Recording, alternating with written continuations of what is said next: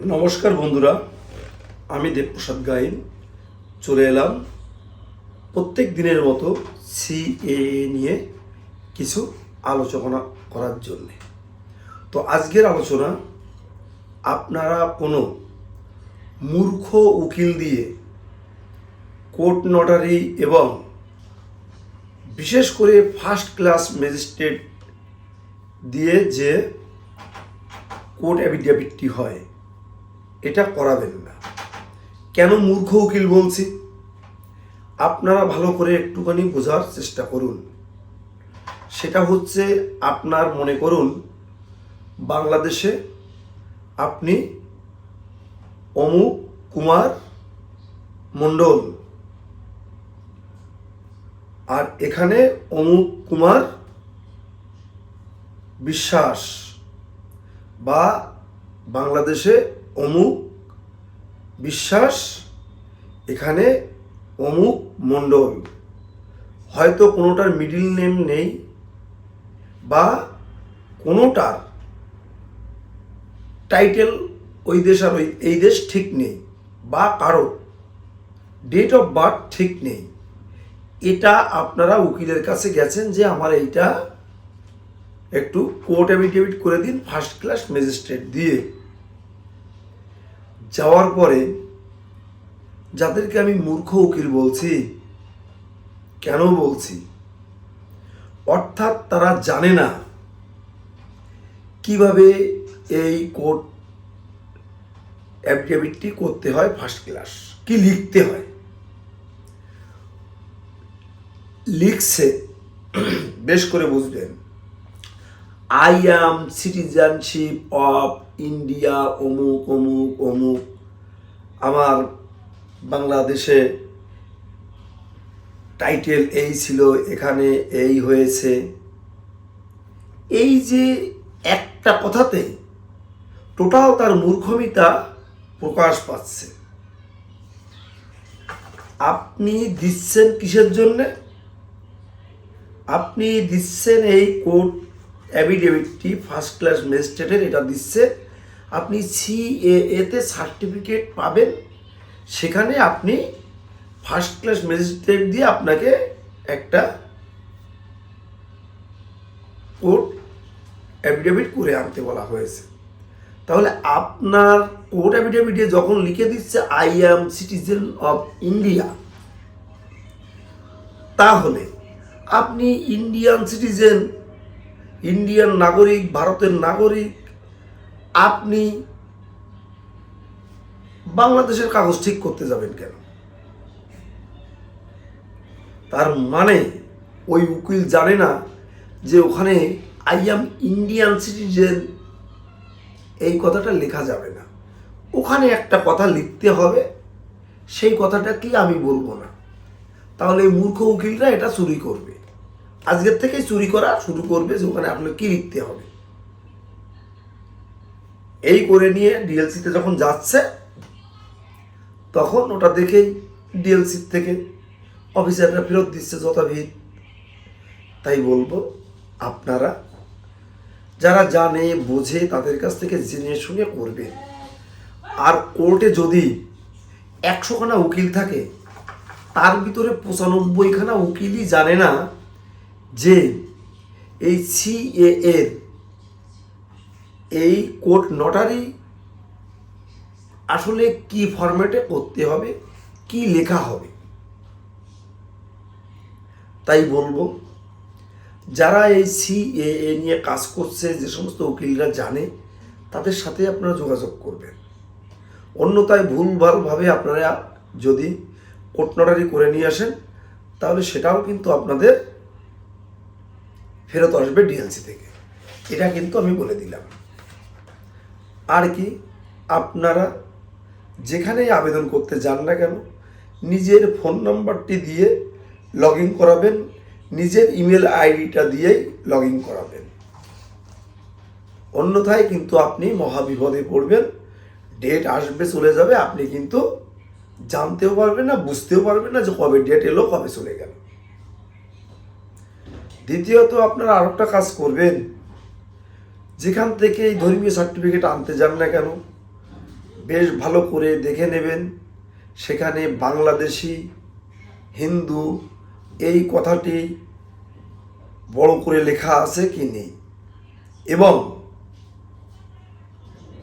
আপনার ওই যে প্রতিষ্ঠানের যে কর্ণধার তার সইটা হাতের সই কিনা, স্ক্যান করা সই হলে কিন্তু চলবে না, চলবে না, চলবে না। এটা আপনারা মাথায় রাখবেন।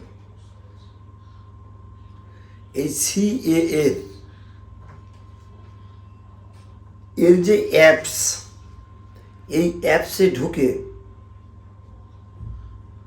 শতকরা 95 জন মানুষই আবেদন করতে পারবে না, সে যত ভালো কম্পিউটার জানা মানুষ হোক। তাকে 2বার 5বার 10বার ট্রেনিং নিতে হবে, দেখে শুনে বুঝে করতে হবে, তাহলে ভুলে ভরা অ্যাপ্লিকেশান হবে। অ্যাপ্লিকেশান করে আপনার হাতে 2-5 খান কাগজপত্র ধরাই দিতে পারবে। ডিএলসিতে গিয়ে টাকডুমা ডুমডুম, চোখে এলো ঘুম, এই করতে করতে চলে আসতে হবে। এটা হচ্ছে আমার মূল বক্তব্য। এখন ভোটের এক দামামা বেজে গেছে, আপনারা দেখতে পাচ্ছেন চারিদিকে প্রার্থীরা ভোট ভিক্ষা করে বেড়াচ্ছে। কেউ গিয়ে কৃষকের সাথে ভাত খাচ্ছে, কেউ কৃষকের ধান কেটে দিচ্ছে, কেউ একটু রান্না করে দিচ্ছে প্রার্থীরা। মানে কত নাটক দেখবেন, যা দেখলে লজ্জা পায়। আবার দেখবেন অনেক পেপারে ভালো করে লিখছে অমুক প্রার্থী, তার কি রঙের শার্ট পছন্দ, তার সকালের মেনুতে কি কি খেতে ভালো লাগে, তার টক দই না মিষ্টি দই ফেভারিট। মানে খাইয়ে এদের কাজ নেই, এই সমস্ত করে বেড়াচ্ছে। আসল যে সমস্যা মানুষের, সেগুলো কিন্তু আপনারা দেখতে পাবেন না। আপনারা ভাবুন তো, আজকে সিএএ নিয়ে গণমাধ্যমগুলো যদি একটু উঠে পড়ে লাগতো, উঠে পড়ে মানুষকে একটু সচেতন করত, তাহলে এই যে 80-90 লক্ষ মানুষের নাম বাদ গেল, হিন্দু, বৌদ্ধ, খ্রিস্টান, শিখ, জৈন, ফার্সি, এই সম্প্রদায়ের মানুষগুলো তো অন্তত এই মিডিয়ার কথা বিশ্বাস করে আবেদন করতো, নাগরিকত্ব সার্টিফিকেটটাও পেত। আসলে আমরা চিরকালই মিডিয়াকে শ্রদ্ধা করি, শ্রদ্ধা করতাম, ভালোবাসতাম, তাদের কথা বিশ্বাস করতাম। এখন দেখতে দেখতে মিডিয়ারা যেন কেমন একটু নিজেদের অন্যদিকে ঘুরিয়ে ফেলেছে। তারা বেশি জনগণের থেকে, মানুষের কথা বলার থেকে নিজের ফ্যামিলির কথা বেশি ভাবছে। সেটা তো ভাবতেই হবে অবশ্যই, কিন্তু এই যে সংবাদপত্রগুলো যদি আজকে সিএ নিয়ে হলভাবে প্রকাশ করত, তাহলে কিন্তু মানুষগুলো অন্তত আরও 50 লক্ষ মানুষ তারা ভোটার তালিকায় নাম তুলতে পারত। যাই হোক, যার যার পত্রিকা সে তার মতো করেই ভাববে, যার যার চ্যানেল সে তার মতো করেই ভাববে, কারণ আপনি আমি তো তাদের টাকা দিয়ে কিনে রাখিনি। যাই হোক, এখন আমার কথা হচ্ছে, আমরা যারা সিএতে আবেদন করলাম না, তারা কি ভুল করলাম ইতিমধ্যে আপনারা বুঝতে পারছেন। এখন কেউ 1 মাস আবেদন করেছেন, কেউ বলছে 15 দিন হয়ে গেল, কেউ বলছে 18 দিন হয়ে গেল, কেউ বলছেন 20 দিন হয়ে গেল, কেউ বলছেন 1 মাস হয়ে গেল। আমার সিএতে হিয়ারিং করেছি, আমার ডাক আসছে না। এখন 1 মাস 10 দিন 15 দিন অ্যাপ্লিকেশন করে বলতেছেন আমার ডাক আসতেছে না। 3 মাস অপেক্ষা করুন, আর মাঝে মাঝে জিমেলটা চেক করুন। ঠিক যদি আপনার অ্যাপ্লিকেশন ঠিকঠাক হয়, অবশ্যই ডাক আসবে, চিন্তার কোনো কারণ নেই। চিন্তা শুধু একটাই, আমাদের উদ্বস্ত মানুষগুলো জাগবে কবে, কবে জাগবে, কবে আমার এই মানুষগুলোর একটু চৈতন্য হবে যে আমরা যারা কোনো রকম এখানে এসে বেঁচে আছি, আমাদের তো নাগরিকত্বের প্রয়োজন। সেই নাগরিকত্ব পাওয়ার জন্য সহজ পথ পন্থা ধরে আমাদের এগোতে হবে এবং আমরা নাগরিকত্ব পাব। 2014 সালের 31শে ডিসেম্বরের ভিতরে ঢুকেছি। আপনারা আবেদন সরাসরি করতে পারবেন। যারা 2014 সালের পরে ঢুকেছেন তারাও আবেদন করে রাখতে পারবেন, তারও ফর্মুলা আছে, ফাইলও করে রাখতে পারবেন। যাই হোক, 2014 সালের 31শে ডিসেম্বরের ভিতরে যারা এসেছেন তাদের Aadhaar card, voter card, ration card, PAN card, ব্যাংকের বই, জমির দলিল ইত্যাদি ইত্যাদি যদি থাকে আপনারা আবেদন করে দেবেন। 3টে কোর্ট নটারি করবেন। আর কি করবেন? একটি কোনো মন্দির থেকে ধর্মীয় সার্টিফিকেট নেবেন। নামের বানান বা কোনো টাইটেল বা ডেট অফ বার্থ ভুল থাকলে একটা ফার্স্ট ক্লাস ম্যাজিস্ট্রেট করে নেবেন। আর কি করবেন? বাংলাদেশ থেকে আপনার অথবা আপনার বাবা বা আপনার ঠাকুরদাদার ব্যাংকের বই, জমির দলিল, তাদের ভোটার কার্ড, জমির পর্চা ইত্যাদি ইত্যাদি নিয়ে আসবেন। আপনার মায়ের দিককার কাগজ আনলেও হবে, সেম।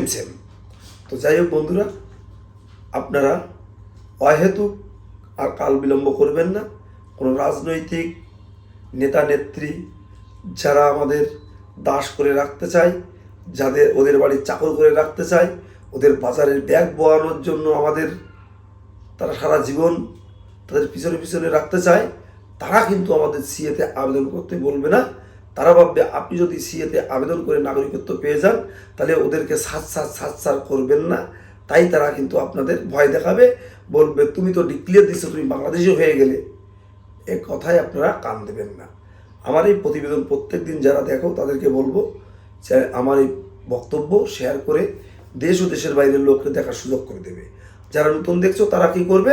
তারা চ্যানেলটিকে সাবস্ক্রাইব করবে। আর আমার এই শুধু উত্তর 24 পরগনা নয়, আমার এই পশ্চিমবঙ্গের যে কোনো জেলার মানুষ আমাকে ফোন করবেন, আমি আপনাদের সিএতে আবেদন করে দেব। আমার ফোন নাম্বার 9804682324। শুধু পশ্চিমবঙ্গে নয়, ভারতবর্ষের যে সমস্ত রাজ্যে আমাদের উদ্বাস্তু মানুষ আছেন, বাঙালিরা আছেন, আপনারা ফোন করবেন।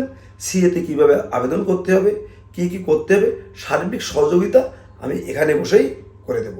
আপনারা চিন্তা করবেন না। বাংলাদেশের কাগজপত্র না থাকলেও করা যাবে, ফোন করবেন, সব পথ আছে, আমি আপনাদের বলে দেব, চিন্তা করবেন না।